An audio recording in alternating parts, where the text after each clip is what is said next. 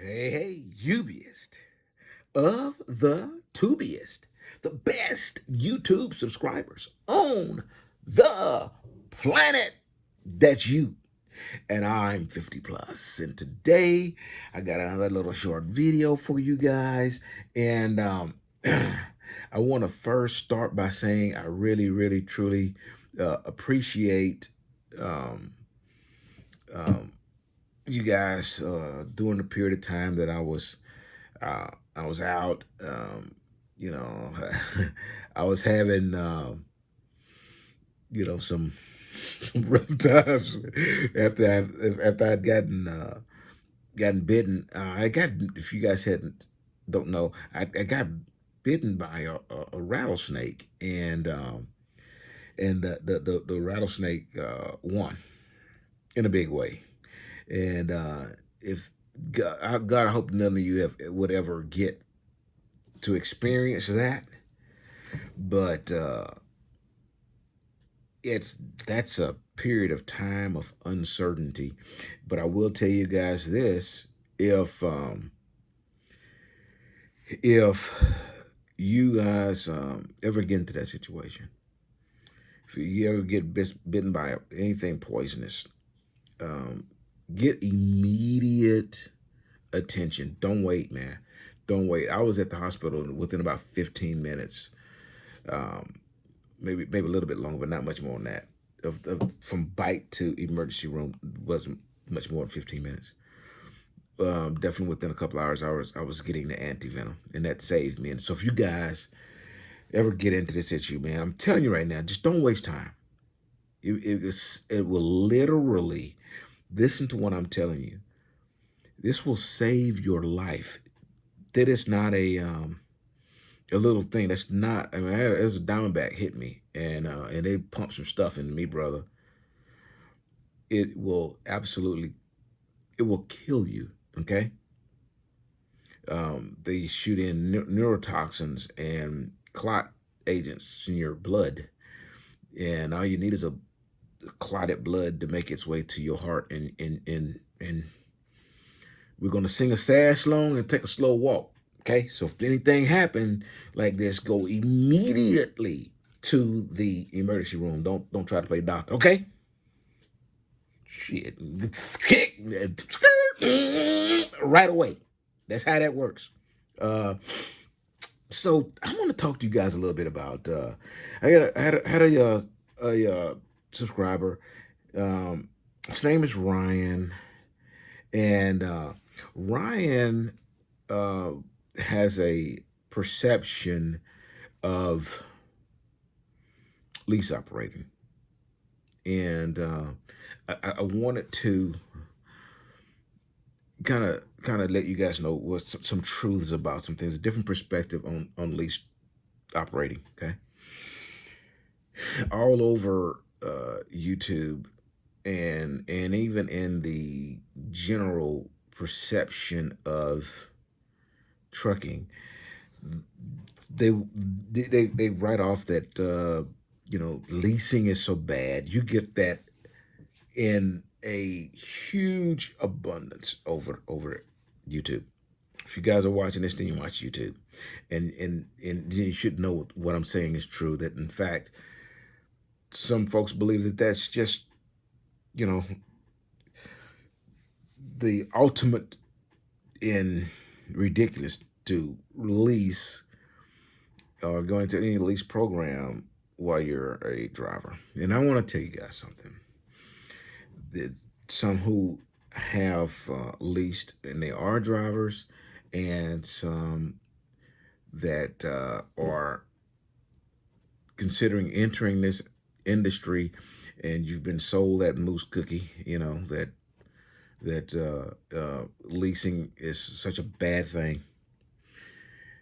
The fact is, a new truck, new sleeper truck, is going to start you somewhere around $160,000 for a new truck.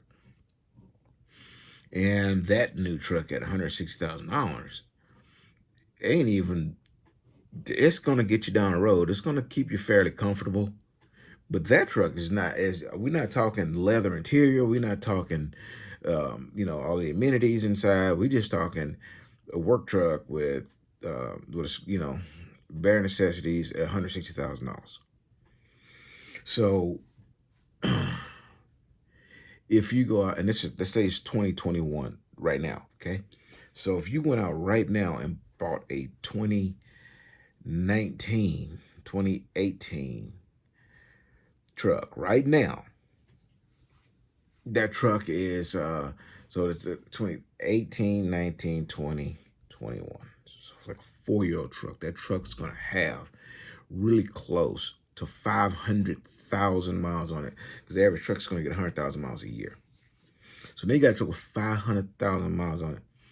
And most companies, trucking companies, their warranty is about that. Okay, so that truck's almost out of warranty. You're going to get an extended warranty on that kind of thing.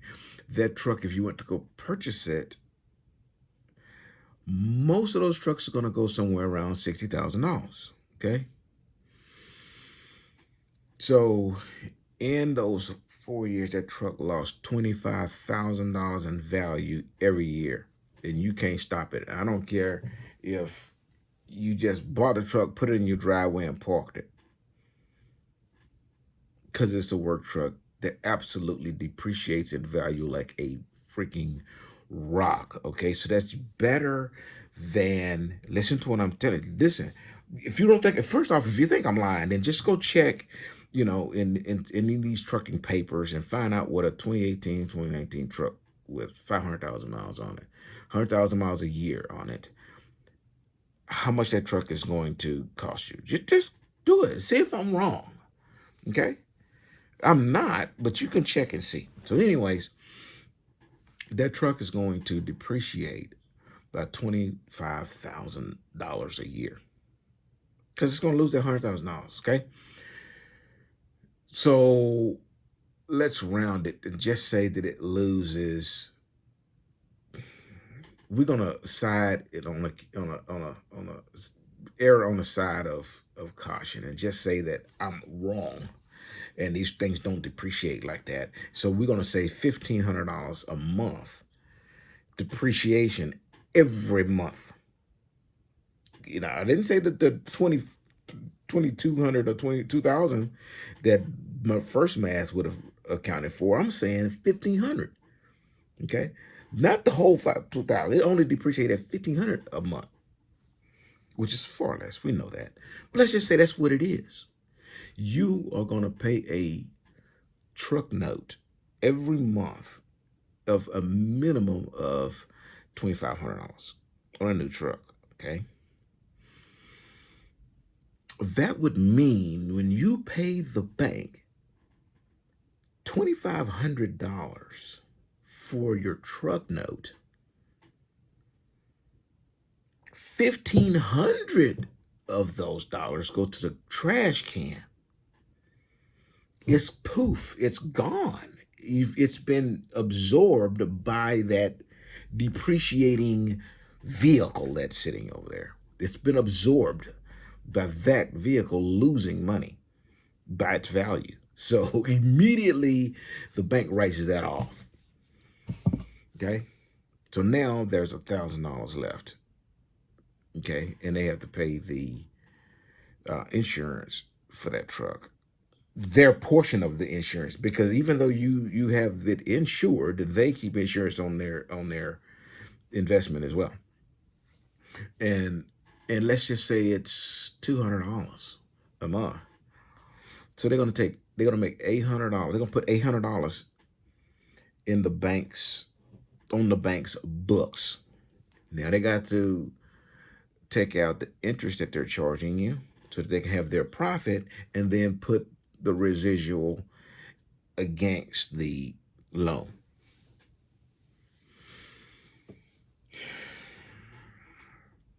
It's not a whole lot of money now, is it? Would you loan someone $160,000 to have them pay you a note of $2,500 a month, but only put $800 or so against that $160,000 every month. Would you do that? Now, listen, you may need to start back over, start this video back over, and get your piece of paper and start writing all this down. Because the first thing you need to do is find out what that truck is going to cost each month for the 5 or 6 years of purchasing it. Okay. So we're not talking leasing. We're talking purchase, okay? Because you already said leasing is horrible. And all these YouTube people are saying leasing is horrible. So we're talking about purchasing one, okay? At the end of that period, you have a vehicle in front of you in your driveway, and the bank gives you the title to this vehicle. It's got 500,000 miles on it. No way you're going to be able to have any warranty on it is you're going to go to these extended warranty companies and try to buy you an extended warranty, okay? And then you're going to listen to all these YouTube guys say how you go out and buy one of these $60,000 trucks off the lot, okay? Off of a used car lot, a used truck lot, sorry. And then finance it. And so the notes ain't big like I'm saying they are and all this kind of stuff. And then you get an extended warranty to help cover all of the maintenance and all that kind of shit. And I'm telling you right now, you don't even do that with your own car. You don't go to a used car lot and buy a used car with 150,000 miles on it and then go buy an extended warranty for it. Or you don't even have to buy one. All you got to do is just have a phone, because they call your phone all the time. Them the same people that sell you warranties for that truck. Okay? The same people. They so reliable, right? They're going to take care of you every time you have a breakdown, right? Because that's what, Ryan thinks, and that's what a whole lot of people think who follow the notion that leasing is so bad. Okay, so I'm not done with that portion of it yet. I'm gonna hurry up because I'm at 12 minutes right now. But what I'm trying to get you to understand is that think realistically. Okay, the logic does not work for you to go out and purchase a depreciating asset, and I'm saying asset in quotes here. The math doesn't work, but you go out and buy one of those, and then finance it, and then make payments on it, and when it's over, you actually have something to show. You actually don't. The only thing that you have is the money that you've made throughout that period of time. Now, we don't talk about that because that money should have been made regardless if the truck was new or if it wasn't one of those old beaters. Because that's what we're weighing it against. Because he said to go buy an old truck and go get a warranty on it and put $10,000. He says, save up $10,000 for breakdowns just in case, and that's just being modest. That's what he said. So you're going to go buy a $60,000 truck, put $10,000 on top of that $60,000, put $10,000 of it in the bank so you can pay for the breakdowns of a $60,000 truck. Do you realize that when you put that $10,000 in a bank and set it aside, you just devalued the truck from 60 to 50 now? And then that's just being modest, like you said. Dude, the math don't work that way. Okay? So here's the other side of that. I'm going to go buy not buy, but I'm going to sign a lease, get a lease truck. This lease truck, sign on with the right company. And generally speaking, you want a company that lease and either has a different arm for lease drivers as opposed to company drivers. So it's the same company, but they have lease and they have company drivers. You want to be a different arm though, okay? Where one arm is solely driven for lease operators and then another arm that deals with company drivers. I think Prime does a pretty good job with that because, I don't reasonable people, I don't hear anything but good when they're doing the lease there. Okay, but here's the deal: you get a new truck. The truck's got warranty. The truck's got everything with it. You know, it's not like it's going to break down and cost you. So you got to put $10,000 down for these repairs. Now you are going to have to pay for your tires and stuff like that, or if you break something. But we're talking about warranty repairs, okay? We're talking that's the regular breakdown stuff that's going to happen to the truck. That's going to happen to it, even if it had, 500,000 miles on it. You bought it at $60,000. It's still going to have breakdown problems, right? But those breakdowns would have been covered by warranty. See what I'm saying? Plus, they don't happen near as much. You know, not the same kind of ridiculousness. Okay, trucks break down just like your cars break down. It's a mechanical thing. It happens. But you're more likely to be successful with a newer truck, okay? To keep rolling. So success means you keep rolling and you keep making money. That's what I'm talking about. I'm not talking about successful driving and not breaking down. We don't work for not breaking down. We work for that paycheck. So success is getting it. Okay, so you are more likely to get it if you have a piece of equipment that will help you to get it, not one that continues to break down because you didn't want to sign a lease.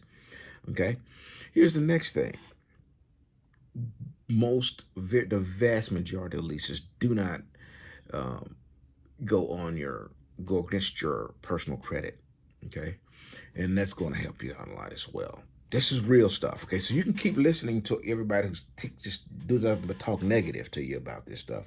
But I'm telling you, you do not want to, ishnay the least part of this thing, okay? Because those guys, the very, very vast majority of them, listen to me. Then I'm going to quit because we're at 17 minutes right now. Listen to me. The vast majority of people who own the trucks right now did not pay cash for them. So it doesn't matter if they purchased them through a bank that financed the money or went to a bank that financed it as a lease. It's still the same thing, except in one instance, you holding all the bags. On the other one, you have a lease company that's holding the bag. They are the one on the hook for the big note, not you. If you parked that sucker and walked away, then you ain't walking away on the buy. Okay? They're coming after you. They're going to sell that truck, and whatever they don't get out of it, they're coming after you for the difference. That don't happen with a lease. You do have to complete a lease. If you complete it, you're good. If you don't complete it, you're going to get it. And that part is true. Later in another video, we'll talk about, all of that emergency fund and all that kind of stuff that you put to the side, maintenance account and stuff like that when you're doing a lease. By the way, it's the same thing when you do a buy. So don't let anybody bullshit you. It's the same thing. And if you back out on the buy, if you leave that truck or if you turn the truck in, you lose all that money as well. So don't act like it's a different beast, because it ain't. Okay, but we'll talk about it. I just want Ryan, look, bro, listen, man, I hope that you hadn't had a bad experience. I hope that, you hadn't. But if you hadn't, didn't really sound like you're in this industry yet. Because some of the stuff that you were saying, it's just cliche-ish. It's stuff that you probably picked up along the way, and I'm letting you know. It's not always true, man. Don't follow down that rabbit hole. Anyway, it's been long enough. I want to keep these videos a little short. So I'll see you in the next video. If you guys want to come drive from Melton, I have a link down below. Tap that link, okay? Somebody's going to reach out to you. That link only has a few little lines for you to fill out. It's just contact information, okay? And then somebody will call you, and they'll talk to you. I'll chat it up, and we'll see if it's a good fit. If it is, then they're going to, get you an application sent to you. Unlike a lot of companies where you have to fill out a long application before somebody maybe even come out and contact you. Just don't do that here at Melton. So it's going to be a link down below. Go ahead and click that link and let somebody contact you. I appreciate it. Anything I can do to help you out, let me know. And again, deliver undistracted. And here's your boop. Boop.